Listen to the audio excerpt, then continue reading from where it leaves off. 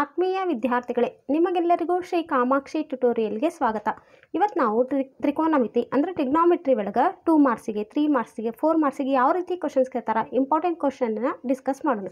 ಇದಕ್ಕೆ ಮೊದಲೇ ಕ್ಲಾಸ್ ಒಳಗೆ ನಾನು ಇಂಪಾರ್ಟೆಂಟ್ ಕೀ ಪಾಯಿಂಟ್ಸ್ ಮತ್ತು ಯಾವ್ಯಾವ ಫಾರ್ಮುಲಾ ಬರ್ತಾವೆ ಅನ್ನೋದನ್ನು ಎಲ್ಲ ಇಂಪಾರ್ಟೆಂಟನ್ನು ಒಂದು ಕ್ಲಾಸ್ನಾಗ ಡೀಟೇಲಾಗಿ ಹೇಳ್ಕೊಟ್ಟಿನಿ. ಆ ಕ್ಲಾಸ್ ನೋಡಿದ್ರೆ ನಿಮ್ಗೆ ಈಸಿಯಾಗಿ ಕ್ಲಾಸ್ ಅಂಡರ್ಸ್ಟ್ಯಾಂಡ್ ಆಗ್ತೈತೆ ರೀ. ಟ್ರಿಗ್ನಾಮೆಟ್ರಿ ಫುಲ್ ನೀವು ಇದಿಷ್ಟು ಬಿಟ್ಟು ಏನು ನೋಡ್ಕೋಬೇಕಂತಿಲ್ಲ, ಇದ್ರ ಮೇಲೆ ಒಂದು ಸ್ವಲ್ಪ ಚೇಂಜಸ್ ಮಾಡಿ ಕೇಳ್ತಾರೆ ಅಷ್ಟೇ ಹೊರತು ಇದು ಮತ್ತೇನು ಬೇರೆ ಏನು ಕೇಳಂಗಿಲ್ಲ ರೀ. ಹಾಗಂದ್ರೆ ಟ್ರಿಗ್ನಾಮೆಟ್ರಿ ಒಳಗೆ ಯಾವ್ಯಾವ ಕ್ವಶನ್ಸ್ ಕೇಳ್ತಾರೆ ಅಂತ ಸ್ಟಾರ್ಟ್ ಮಾಡೋಕ್ಕಿಂತ ಮೊದಲು ನಮ್ಮ ಚಾನಲ್ನ ಲೈಕ್ ಮಾಡಿರಿ, ಸಬ್ಸ್ಕ್ರೈಬ್ ಮಾಡಿರಿ, ನಿಮ್ಮ ಫ್ರೆಂಡ್ಸ್ ಎಲ್ಲರಿಗೂ ಶೇರ್ ಮಾಡಿರಿ. ಹಾಗಂದ್ರೆ ಟ್ರಿಗ್ನಾಮೆಟ್ರಿ ಒಳಗೆ 2 ಮಾರ್ಕ್ಸಿನ ಕ್ವಶನ್ ಯಾವ ರೀತಿ ಕೇಳ್ತಾರೆ ನೋಡಿರಿ. ಚಿತ್ರದಲ್ಲಿ ಕೋನ A B C is equal to 90 degree ಆದರೆ ಸೈನ್ ಥೀಟಾ ಮತ್ತು ಹಾಗೂ ಕಾಸ್ ಆಲ್ಫಾ ಇವುಗಳ ಬೆಲೆಯನ್ನು ಕಂಡುಹಿಡಿಯಿರಿ. In the given figure if angle A B C is equal to 90 degree then find the value of sine theta and cos alpha. ಯಾವ ರೀತಿ ಮಾಡಬೇಕಿದ್ನ ಮೊದಲೇನು ಕಂಡುಹಿಡಿಬೇಕು, sign ಥೀಟಾನ ಕಂಡುಹಿಡಿಬೇಕು.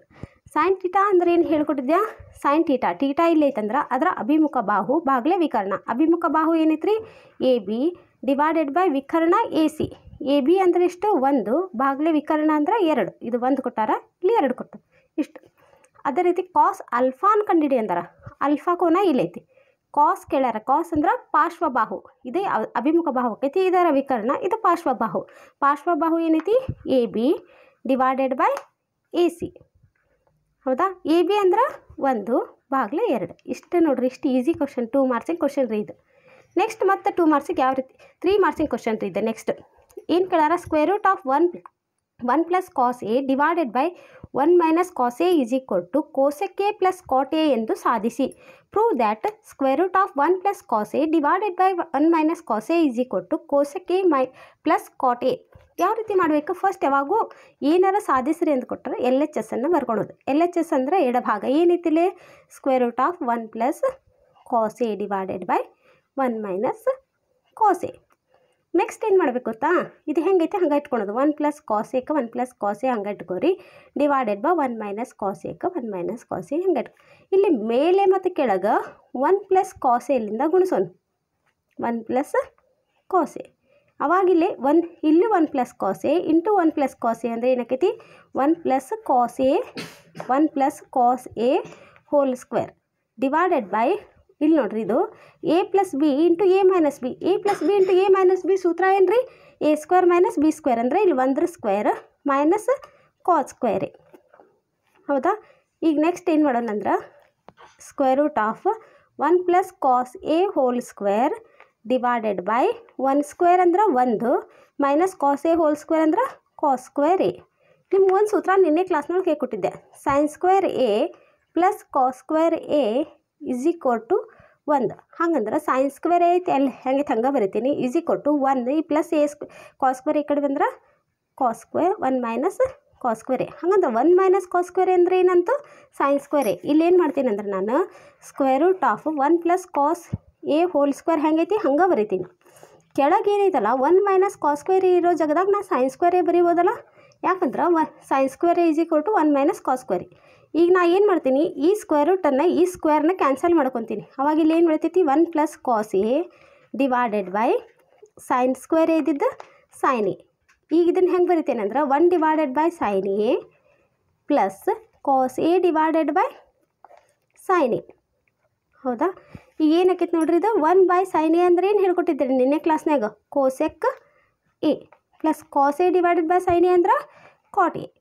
ನೋಡಿರಿ, ಎಡಭಾಗದಾಗ ಏನು ಬರ್ಕೊಂಡಿದ್ವಿ ನಾವು ಮೊದಲು, square root of 1 plus cos A divided by 1 minus cos A is equal to ಏನು ಬಂತಿಲ್ಲ, cosec A plus cot A. ಇದು ಆರ್ ಎಚ್ ಎಸ್ ಇತ್ತಿಲ್ಲ ನೋಡಿರಿ ಕ್ವಶನ್ ಒಳಗೆ, ಏನಿದೆ ಬಲಭಾಗದಾಗ ಇತ್ತಿಲ್ಲ ರೀ ಆರ್ ಎಚ್ ಎಸ್. ನೋಡಿರಿ, ಇಷ್ಟು ಮಾಡಿದ್ರೆ ಸಾಕು ನಿಮ್ಗೆ 3 ಮಾರ್ಕ್ಸಿನ ಕ್ವಶನ್ಸ್ ಇದೆ. ಎಷ್ಟು ಈಸಿ ಐತಲ್ಲ ಇದು. ನೋಡಿರಿ, 1 ಬಿಟ್ಟು 2 ಸಲ ವೀಡಿಯೋ ನೋಡಿರಿ, ಏನೋ ತಿಳಿಲ್ಲ ಅಂದರೂ ಕೇಳಿರಿ, ಮತ್ತೆ ಹೇಳ್ಕೊಡ್ತೇನೆ. ನೆಕ್ಸ್ಟ್ ಮತ್ತೆ 3 ಮಾರ್ಕ್ಸಿಗೆ ಯಾವ ರೀತಿ ಕ್ವಶನ್ ಕೇಳ ನೋಡಿರಿ. sin a divided by 1 plus cos a plus 1 plus cos a divided by sin a is equal to 2 cosec a ಎಂದು ಸಾಧಿಸಬೇಕು.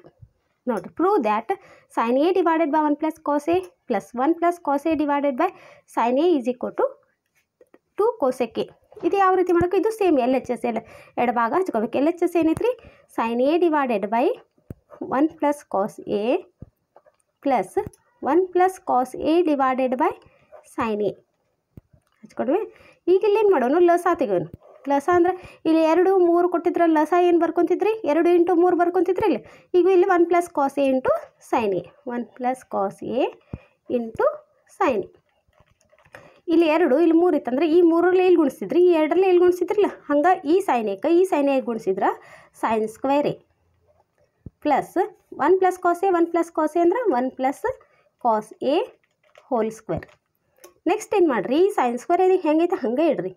ನಿಮ್ಗೆ A + B ಹೋಲ್ ಸ್ಕ್ವೇರ್ ಸೂತ್ರ ಏನು ಗೊತ್ತೈತ್ರಿ, A + B ಹೋಲ್ ಸ್ಕ್ವೇರ್ ಸೂತ್ರ ಏನು ರೀ, A² + B² + 2AB, ಇಲ್ಲಾಂದರೆ A² + 2AB + B².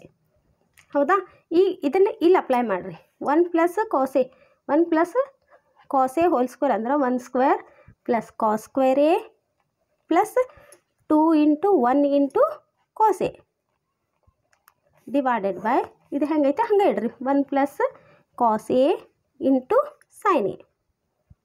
Next ಏನು ಮಾಡಿರಿ, sin ಸ್ಕ್ವೇರ್ A ನೋಡಿರಿ, sin square A plus cos square A ಬಾಜು ಬರ್ಕೋತೀನಿ, ಪ್ಲಸ್ 1² ಅಂದ್ರೆ 1 plus 2 cos A divided by 1 + cos A × sin A. ಹೌದಾ.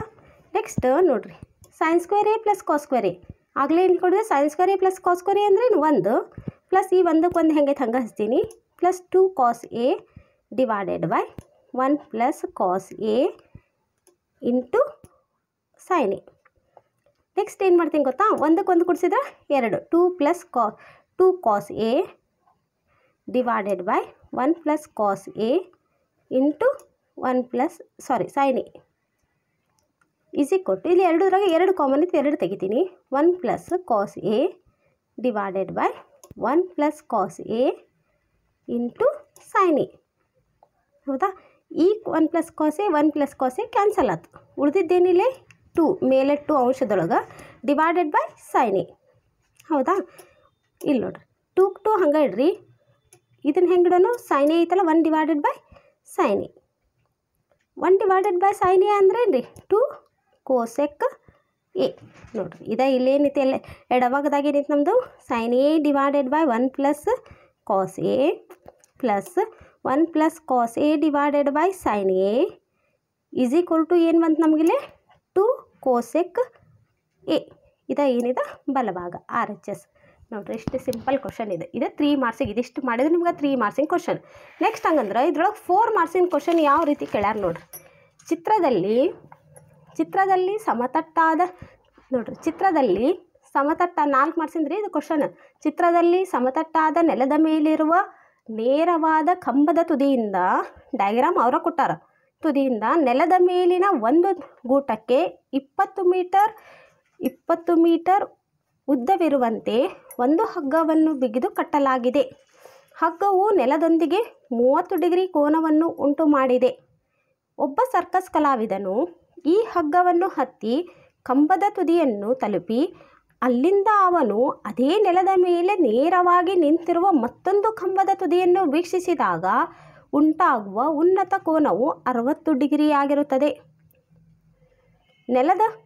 ನೆಲದ ಮೇಲಿನ ಗೂಟದಿಂದ ದೊಡ್ಡ ಕಂಬದ ಪಾದಕ್ಕೆ ಇರುವ ದೂರವು 30 ಮೀಟರ್ ಆದರೆ ಈ ಕಂಬದ ಎತ್ತರವನ್ನು ಕಂಡುಹಿಡಿಯಿರಿ ಅಂತ ಕೇಳಾರ. ಒಂದೇನು ಕೊಟ್ಟಾರ ಅಂದ್ರೆ ಕ್ಲೂರು, √3 = 1.73 ಎಂದು ಊಹಿಸ್ಕೊಳ್ಳಿ. ಇದ್ರ ಬೆಲೆ ಕೊಟ್ಬಿಟ್ಟಾರ, √3 ಬೆಲೆ ಕೊಟ್ಟಾರ.